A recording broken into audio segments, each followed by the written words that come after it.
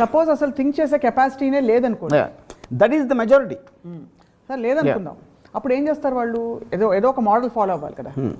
అందరికీ మీకున్నంత తెలివితేటలు ఉండకపోవచ్చు, మీకున్నంత థింకింగ్ కెపాసిటీ ఉండకపోవచ్చు. అప్పుడు వాళ్ళు ఏం చేయాలని? వాళ్ళు చావాలి అంతే, వాళ్ళు చావాలి. అంటే వాళ్ళ థింకింగ్ మీరు ఎలా అయితే మీరు పారాగ్రాఫ్స్ తీశారు బుక్లోంచి దొంగిలించారని చెప్పారు, వాళ్ళ వ్యక్తినే దొంగిలించుకుంటున్నారు. అదే నమ్మకం వాళ్ళది. అది తప్పంటారా?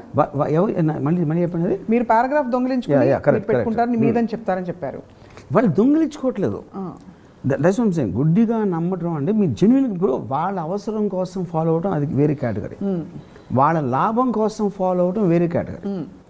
నిజంగా లాయల్గా ఫాలో అవుతున్నారు అనుకోండి, that is the crowd I'm talking about. అంటే మీరు అవసరం కోసం నమ్ముకుని అది బిజినెస్, అది బిజినెస్. నాకు మీ దగ్గర నుంచి ఒక లాభం వస్తుంది, అప్పుడు మేము నమ్మినట్టు మిమ్మల్ని నటింపు చేయడం కానీ వేరే వాడిని నటింపు చేయడం కానీ that is perfectly correct. That again becomes their own self. They are not following anybody. అంతే కదా, they are pretending to follow. It's a conscious choice, mindful choice. Correct. So ఇప్పుడు మరి చాలామంది గురువులని లేదు భగవంతుడిని వాళ్ళ పద్ధతుల్లో వరాల కోసమే నమ్ముతారు. ఏదో మనం నమ్మితే అది కరెక్టే కదా, అది మైండ్ఫుల్ చాయిసే కదా. అది that is mixed with ego. Ego ఎందుకు వస్తుందంటే 100,000 లక్షల మంది గుళ్ళో క్యూలో లైన్లో ఉంటారు. ప్రతి ఒక్కడికి వాడు ఇండివిజువల్ కోరిక ఉంటుంది. ఇప్పుడు నాలాంటి తెలియని ఏం చేస్తాడో, నన్ను మట్టుకు చూసుకుంటాను నేను, మట్టుకొని వాడు అండవు కానీ నన్ను చూసుకుంటాడు. నన్ను మట్టుకు చూసుకుంటే వేరే వాళ్ళని కేర్ చేయదని చెప్తున్నా నేను ఏదైనా బ్రాకెట్లో. అప్పుడు మీకు ఫస్ట్ లిస్ట్లో ప్రయారిటీ వస్తుంది. అంతే. నన్ను చూసుకో దేవుడా అంటే only I'm making a 1-to-1. నన్ను మట్టుకు చూసుకోవాలంటే వేరే వాళ్ళని వదిలే. బికాస్ ఇప్పుడు దేవుడు అందరినీ చూసుకుంటాం అనేది జరగదు. Because whole point of society comes between differences.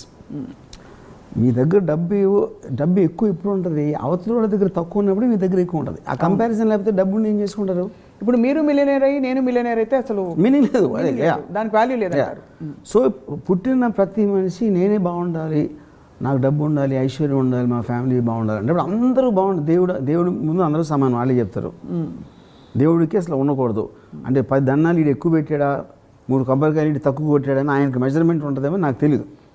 But మనం ఇచ్చే డెఫినేషన్ ప్రకారమే అందరూ సమానం అనుకుంటే సమానం అనే దానికి మీనింగ్ ఉండదు.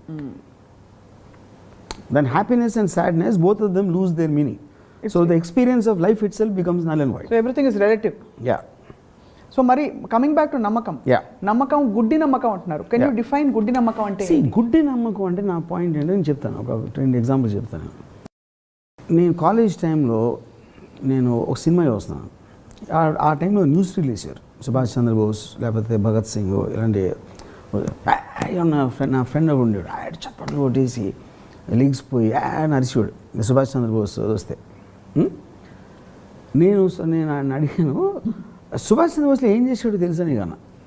తెలియదు. అడిగి స్వాతంత్ర యోధుడు అని తెలుసు, ఎక్కడ ఫైట్ చేసాడు తెలుసా? తెలియదు. ఆ టైంలో అసలు ఏం జరుగుతుంది? ఓకే, ఫ్రీడమ్ ఫైట్ జరుగుతుంది. హిట్లర్ మీద నా అభిప్రాయం ఏంటన్న? ఆ కర్కోడ్ అక్కడ బాస్ అన్నాడు. Subhash Chandrabose bulk of his life time హిట్లర్ని కలవటానికి ట్రై చేసేవాడు. ఎందుకంటే బ్రిటిష్ మన ఎనిమి అప్పుడు, మనం పోరాడుతున్నాం. British was fighting Germany second world వార్లో. ఎనిమీస్ ఏ ఫ్రెండ్ అనే దాంట్లో Subhash Chandrabose is trying to get in touch with Hitler to get support. ఈ Japanese were helping him in that. ఇప్పుడు నాకు ఎంత తెలుసు, అవును, నేను లెగిసి చెప్పడం కూడా అట్లా ఆడు కొడుతున్నాడు. ఎందుకు కొడుతున్నాడు? వాడి నమ్మకం గుడ్డిది కాబట్టి. ఆడికి ఏమీ తెలీదు. అది కూడా అడగల అసలు. అంటే ప్రోగ్రామింగ్ అది. సుభాష్ చంద్రబోస్ యోధుడు మన దగ్గర పార్టీ అంటున్నది అంటే అది ఇట్స్ ప్రోగ్రామ్ ఎమోషన్. అదే ఓకే, ఇప్పుడు అర్థమైంది. ఇప్పుడు చూస్తే పొలిటికల్ పార్టీస్ ఉన్నాయనుకోండి, అసలు పరిగెడిస్తాం అంటారు. వాడు ఏం పరిగెట్టించినా కూడా విన్నాడు. ఈ ఫ్యాన్స్ హీరోస్ ఉంటారు కదా, రైట్? యా. సో ఇప్పుడు నేను ఒకసారి చిరంజీవి గారిది విజయవాడలో చూసాను ఒక ఫంక్షన్. ఇప్పుడు కాదు, many years back. I think it's Raghavendra గారు పెళ్లి సందడి 100 days ఏదో సంథింగ్ లేదు. ఇప్పుడు స్టేజ్ మీద అందరూ ఉన్నారు. చిరంజీవి గారు ఎవరు వెళ్ళి మాట్లాడుతున్నా వేదిక నుంచి పెద్దలందరూ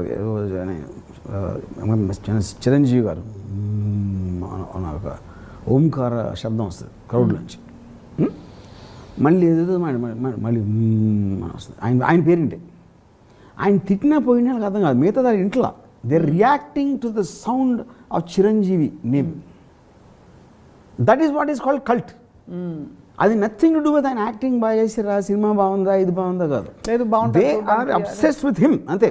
with the idea, not with idea, him as a person అంతే. యూనో అప్పుడేంటి మీకు ఫ్యాన్స్ ఇప్పుడు టెక్నికల్గా ఒక హీరో అంటే ఒక యాక్టర్ అనేవాడు బాగా యాక్ట్ చేయాలి, ఇట్స్ పద్ధతి ప్రకారం, కథ బాగుండాలి, అడిగి ఎంటర్టైన్మెంట్ కావాలి. కానీ ఈ ఫ్యాన్స్ ఎవరైతే ఉన్నారో వాళ్ళు ఫీల్ అయిపోతారు సినిమా ఫెయిల్ అయితే. అవును, ఎందుకంటే వాళ్ళకి అతను బాగా యాక్టింగ్ చేసాడా, సినిమా బాగుంది అనేది పాయింట్ కాదు, మేము నమ్మింది ఒకటి ఫెయిల్ అయింది, వాళ్ళ పాపం అక్కడి నుంచి వస్తుంది మాట, అక్కడ let down. Yeah that is those are what are called cults.